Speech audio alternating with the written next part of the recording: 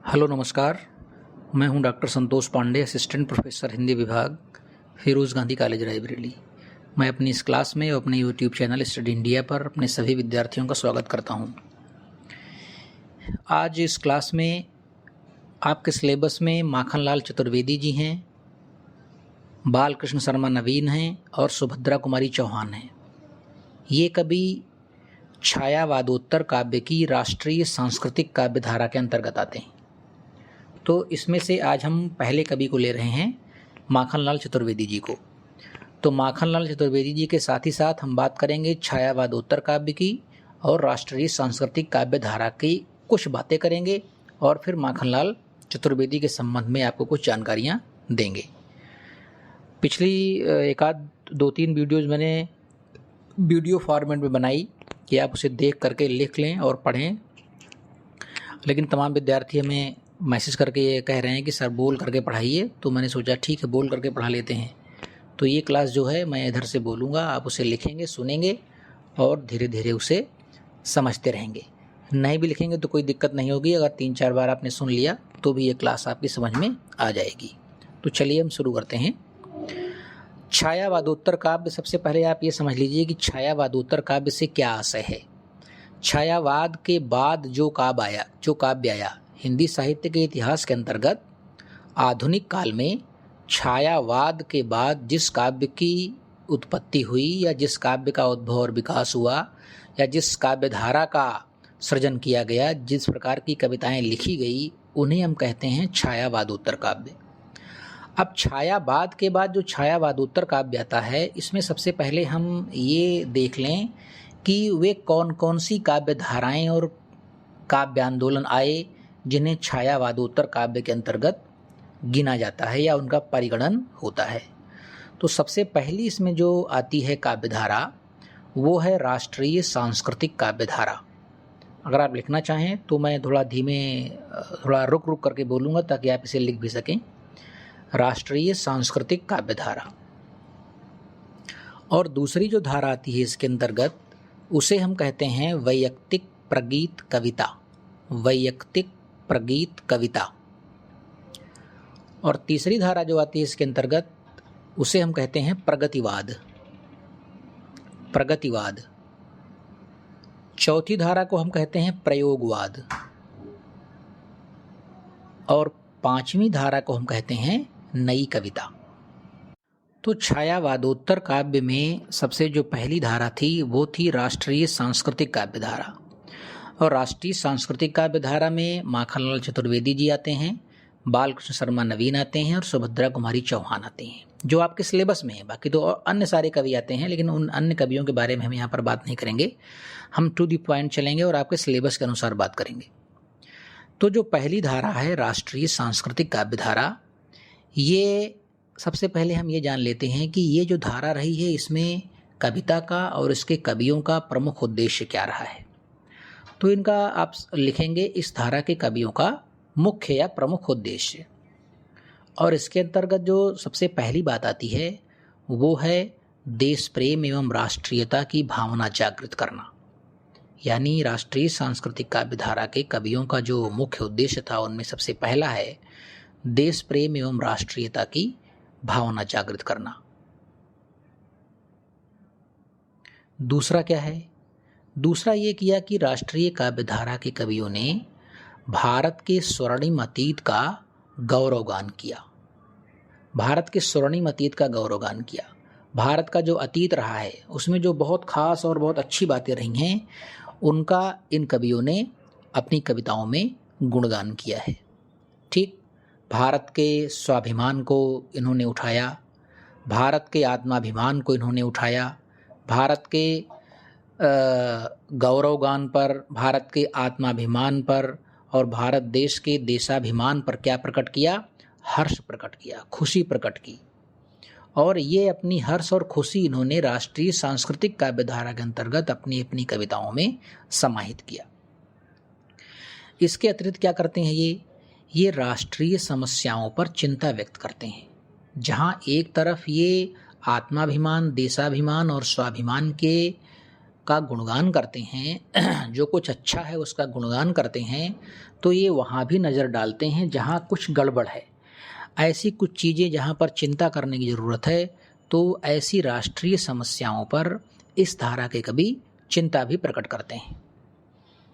अगली चीज़ क्या करते हैं, ये राष्ट्रीय सांस्कृतिक चेतना का प्रचार और प्रसार करते हैं। राष्ट्रीय सांस्कृतिक चेतना का प्रचार और प्रसार करते हैं। फिर ये क्या करते हैं, ये देखते हैं कि राष्ट्रीय सांस्कृतिक काव्यधारा के आसपास तत्कालीन जो राजनीतिक स्थितियां हैं उनकी क्या हालचाल है। तो ये तत्कालीन राजनीतिक स्थितियों के भी हालचाल लेते हैं और उस राजनीतिक स्थिति के यथार्थ का वर्णन करते हैं। जहाँ कहीं राजनीति में, समाज में गड़बड़ी दिखती है, कभी सीधे सीधे अपनी कलम वहीं चलाता है और वहीं प्रहार करता है। तो इन्होंने तत्कालीन राजनीतिक स्थितियों के यथार्थ का चित्र प्रस्तुत किया। फिर अगला उद्देश्य क्या है इन कवियों का, ये क्या करते हैं, आप जानते हैं कि देश हमारा गुलाम था, देश हमारा आज़ाद नहीं हुआ था। तो ये जो पराधीनता है, पराधीनता को छुड़ाने के लिए, पराधीनता को समाप्त करने के लिए इन्होंने आम जनमानस में बड़ा जोश और खरोश भरा, बड़ी जोश खरोश से युक्त कविताएं लिखी कि पराधीनता जो है वो जितनी जल्द हो सके इस देश से चली जाए और हम पूरी तरह से आज़ाद हो सकें और स्वतंत्र रह सकें। तो पराधीनता को मिटाने का भरपूर प्रयास किया, पराधीनता को हटाने का भरपूर प्रयास किया अपनी कविताओं के माध्यम से। फिर क्या किया, अगला काम ये करते हैं जी कि अंग्रेज़ों का जो दमन चक्र चल रहा था भारतीयों के खिलाफ या भारतीय जनता के खिलाफ, उस दमन चक्र के विरोध में राष्ट्रीय सांस्कृतिक काव्यधारा के कवियों ने अपनी आवाज़ जम करके बुलंद की। अंग्रेज़ों के दमन के विरुद्ध क्या किया, इन्होंने कविताओं के माध्यम से अपनी आवाज़ बुलंद की, आम जनता को जन जागरण का संदेश दिया। अपनी कविताओं के माध्यम से राष्ट्रीय सांस्कृतिक काव्यधारा के कवियों ने जन जागरण का संदेश दिया। और क्या दिया, और ये संदेश दिया कि तुम क्रांति का बिगुल बजा दो, क्रांति का बिगुल बजा दो। क्रांति का जब तक बिगुल नहीं बजेगा तब तक पराधीनता ये हमारे ऊपर एक अभिशाप की तरह बनी रहेगी। और एक अंतिम काम जो राष्ट्रीय सांस्कृतिक काव्यधारा के कवियों ने किया वो था आत्मोत्सर्ग देने की प्रेरणा, आत्मोत्सर्ग करने की प्रेरणा, यानी आत्म बलिदान करने की प्रेरणा दी कि जब तक हम आत्म बलिदान नहीं करेंगे तब तक हम अपने देश को स्वतंत्र और आज़ाद नहीं करवा पाएंगे। तो इस तरह से राष्ट्रीय सांस्कृतिक काव्यधारा के कवियों का मुख्य उद्देश्य रहा। अब हम ये जान लेते हैं कि राष्ट्रीय सांस्कृतिक काव्यधारा की प्रमुख विशेषताएं क्या रही। तो देखिए, जो उनका उद्देश्य रहा वही लगभग इनकी विशेषताएं भी रही। फिर भी अगर हम पॉइंट में बात करें इनकी, तो सबसे पहली विशेषता रही राष्ट्रीय सांस्कृतिक काव्यधारा की भारत के स्वर्णिम और गौरवमयी अतीत का गुणगान करना, भारत के स्वर्णिम गौरवमयी अतीत का गुणगान करना। दूसरी विशेषता ऐसी क्या रही, तत्कालीन राजनैतिक परिस्थितियों का यथार्थ चित्रण करना, तत्कालीन राजनैतिक परिस्थितियों का यथार्थ चित्रण करना। तीसरी विशेषता क्या रही, देशाभिमान, देशाभिमान। चौथी विशेषता क्या रही, पराधीनता के प्रति क्षोभ, पराधीनता के प्रति क्षोभ प्रकट किया, पराधीनता के प्रति आक्रोश प्रकट करना और पराधीनता के खिलाफ संघर्ष जारी रखने की अपनी कविताओं के माध्यम से आम जनता को प्रेरणा देना। अगली विशेषता क्या रही, कविताओं में क्रांति का स्वर, इनकी कविताओं में क्रांति का स्वर सर्वाधिक पाया जाता है राष्ट्रीय सांस्कृतिक काव्यधारा के कवियों में। तो अगली विशेषता रही इनकी क्रांति का स्वर। उसके बाद हम अगर देखें तो ये आत्म बलिदान की भावना, अगली विशेषता थी इस काव्य की आत्म बलिदान की भावना। नंबर 7 पर हम बात करते हैं तो ये है जागरण संदेश। अपनी कविताओं के माध्यम से भारतीय जनमानस को जगाने का काम किया। और अंतिम प्रवृत्ति थी सुधार की प्रवृत्ति कि अगर कहीं कुछ गड़बड़ी है, राजनीति में गड़बड़ी है, समाज में गड़बड़ी है, साहित्य में गड़बड़ी है, जहाँ जहाँ भी कुछ ऐसा है जिसे सुधारने की आवश्यकता है तो राष्ट्रीय सांस्कृतिक काव्यधारा के कवियों ने उसे सुधारने का पूरा प्रयास किया।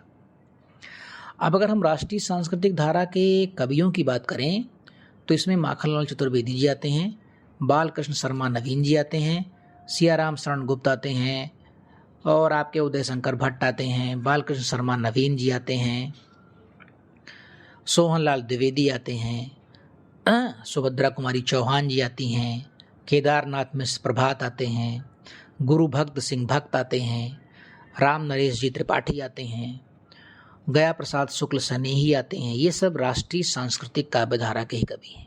उदय शंकर भट्ट आते हैं, जगन्नाथ प्रसाद मिलिंद आते हैं, और आते हैं श्याम नारायण पांडे।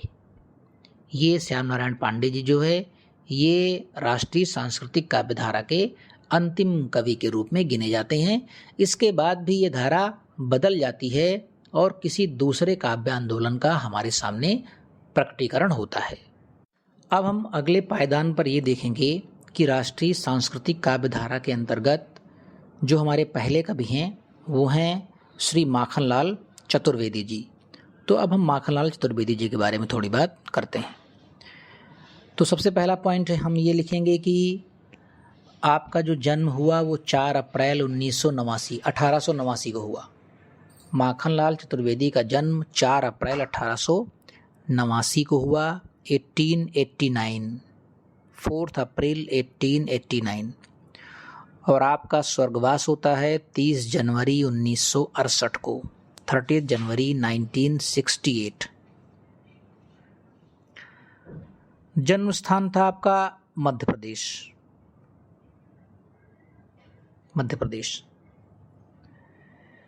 इनकी 2 बड़ी प्रसिद्धि रचनाएं हैं, 3। इनमें सबसे जो प्रसिद्ध रचना है माखनलाल चतुर्वेदी जी की वो है एक भारतीय आत्मा।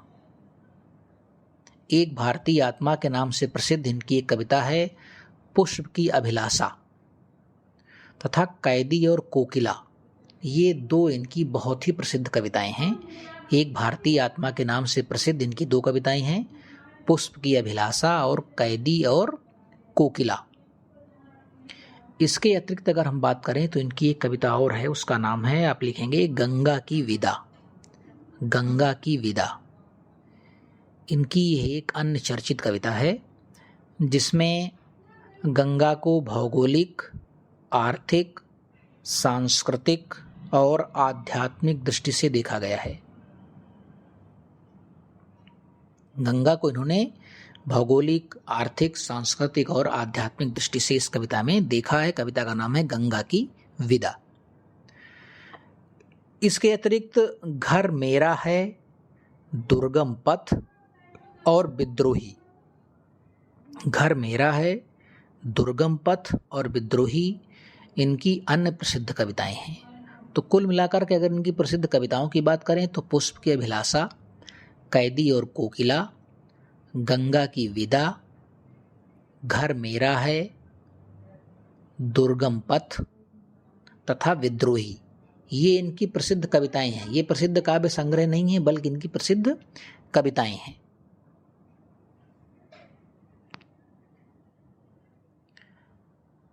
अब इसके बाद हम देखते हैं एक रचना है, उसका नाम है त्रिधारा। इस रचना को 3 कवियों ने मिल करके लिखा, इसलिए इसे कहा जाता है संयुक्त काव्य संग्रह। संयुक्त काव्य संग्रह से तात्पर्य हमारा है कि जिस रचना को 1 से अधिक कवि मिल करके लिखते हैं, एकाधिक कवि मिल करके लिखते हैं, 1, 2 कवि, 3 कवि, 4 कवि, उसे हम क्या कहते हैं? संयुक्त रचना। अगर कविता है तो कहेंगे संयुक्त काव्य संग्रह। तो त्रिधारा नाम से एक संयुक्त काव्य संग्रह निकला। इसको 3 लोगों ने मिलकर के लिखा था। कौन कौन?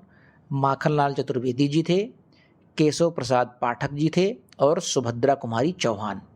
इन 3 लोगों ने मिल करके त्रिधारा नामक एक संयुक्त काव्य संग्रह प्रकाशित करवाया या इसे लिखा। माखनलाल चतुर्वेदी जी केवल कवि ही नहीं थे, केवल अपने ड्राइंग रूम में बैठ करके या अपने घर में बैठ करके केवल कविताएं नहीं लिखा करते थे। आप जान लीजिए कि इस युग के जितने भी कवि थे वे सभी स्वतंत्रता संग्राम सेनानी भी थे। इन्होंने भारत को आज़ादी दिलाने के लिए अपना भरसक प्रयास किया, कविताओं के भी माध्यम से, और अगर कभी जेल जाना पड़ा या कोई आंदोलन करना पड़ा तो वो भी इस काल के कवियों ने किया। तो माखनलाल चतुर्वेदी जी भी 3 बार जेल गए। 1921 में पहली बार गए 1921 में, दूसरी बार गए 1923 में 1923 में, और तीसरी बार गए 1930 में। यानी 1921 में, 1923 में और 1930 में ये 3 बार जेल गए। अब हम बात कर लेते हैं माखनलाल चतुर्वेदी जी की रचनाओं के बारे में, इनके काव्य संग्रहों के बारे में। तो सबसे पहला काव्य संग्रह है इनका, जो सबसे चर्चित है, वो है हिम किरीटिनी। हिम किरीटिनी ये इनका प्रथम काव्य संग्रह है, हिम किरीटिनी। दूसरा काव्य संग्रह है इनका हिम तरंगिणी। हिम तरंगिणी। तीसरा काव्य संग्रह है इनका माता। चौथा काव्य संग्रह है इनका युग चरण। पांचवा है समर्पण। छठवा है वेणु लो गूंजे धरा। वेणु लो गूंजे धरा। सातवां है बिजुली काजल आंज रही। बिजुली काजल आंज रही। और आठवां है मरण उद्धार। मरण उद्धार। ये इनके काव्य संग्रह हैं। अब अगर हम ये बात करें कि इन्होंने कुछ इसके अलावा कहानियां भी लिखी, उस कहानी जरा बात कर लेते हैं। तो माखनलाल चतुर्वेदी जी की जो पहली कहानी है उसका नाम है बनवासी। बनवासी। और दूसरी जो कहानी है उसका नाम है कला का अनुवाद। ये 1954 में उन्होंने लिखी थी, 1954 में, कला का अनुवाद। तो 2 कहानी संग्रह हैं इनके, बनवासी और कला का अनुवाद। तीसरे नंबर पर हम आते हैं, देखते हैं निबंध साहित्य। इन्होंने कई प्रसिद्ध निबंध भी लिखे। उनमें सबसे जो पहला निबंध है वो है साहित्य देवता। ये एक भावात्मक निबंध है। और दूसरा निबंध इन्होंने लिखा है उसका नाम है अमीर इरादे गरीब इरादे। साहित्य देवता इनका पहला निबंध है, वो भावात्मक निबंध है। और दूसरा निबंध है इनका अमीर इरादे गरीब इरादे। फिर हम देख लेते हैं इनका एक भाषण बड़ा प्रसिद्ध था, आज भी है, वो उसका नाम है चिंतक की लाचारी। चिंतक की लाचारी, ये इनका भाषण है। इन्होंने एक नाटक भी लिखा 1918 ईस्वी में। इस नाटक का नाम है कृष्णार्जुन युद्ध। ये कई बार परीक्षाओं में, बड़ी परीक्षाओं में अक्सर पूछा जाता है। कृष्णार्जुन युद्ध नाटक है माखनलाल चतुर्वेदी जी का। इन्होंने एक संस्मरण भी लिखा है। संस्मरण रेखा चित्र आप जानते हैं, संस्मरण रेखा चित्र क्या होते हैं। तो संस्मरण भी लिखा है। संस्मरण का नाम है समय के पांव। समय के पांव। फिर उन्होंने संपादन किया, संपादन के क्षेत्र में उतरे। तो एक पत्रिका निकलती थी, उसका नाम था कर्मवीर। जबलपुर से निकलती थी, मध्य प्रदेश जबलपुर से, कर्मवीर। तो कर्मवीर का 1919 ईस्वी में इन्होंने संपादन किया। कर्मवीर जबलपुर से निकलने वाली जो पत्रिका थी उसका 1919 ईस्वी में इन्होंने संपादन कार्य किया। दूसरा इन्होंने, आप जानते हैं, एक बहुत बड़ा नाम है कानपुर का, गणेश शंकर विद्यार्थी। तो गणेश शंकर विद्यार्थी जी कानपुर से एक पत्रिका निकालते थे, उसका नाम था प्रताप। क्या नाम था? प्रताप। तो 1924 ईस्वी में गणेश शंकर विद्यार्थी के बाद, जब गणेश शंकर विद्यार्थी ने संपादन कार्य छोड़ा प्रताप का, तो गणेश शंकर विद्यार्थी के बाद प्रताप का संपादन, जो कानपुर से प्रकाशित होती थी पत्रिका, उसका 1924 ईस्वी में माखनलाल चतुर्वेदी जी ने भी संपादन किया। एक पत्रिका और थी, इसका नाम था प्रभा। तो प्रभा में भी, प्रभा का भी उन्होंने संपादन किया। और प्रभा में ही इनकी प्रारंभिक रचनाएं प्रकाशित होती थीं। माखनलाल चतुर्वेदी जी की प्रारंभिक रचनाएं किस पत्रिका में प्रकाशित होती थीं? उस पत्रिका का नाम था प्रभा। इसके बाद इन्होंने किया अनुवाद, एक अनुवाद भी किया इन्होंने। उस अनुवाद का नाम है शिशुपाल वध। शिशुपाल वध। अब हम देख लेते हैं कि इनको कौन कौन से प्रमुख सम्मान और पुरस्कार प्राप्त हुए। तो देव पुरस्कार एवं साहित्य अकादमी पुरस्कार हिम तरंगिणी नामक काव्य संग्रह पर इन्हें 1954 ईस्वी में मिला। देव पुरस्कार एवं साहित्य अकादमी पुरस्कार इनके काव्य संग्रह हिम तरंगिणी पर इन्हें 1954 ईस्वी में प्राप्त हुआ। 1963 ईस्वी में इन्हें पद्म भूषण पुरस्कार प्राप्त हुआ। पद्म भूषण 1963 ईस्वी में पद्म भूषण।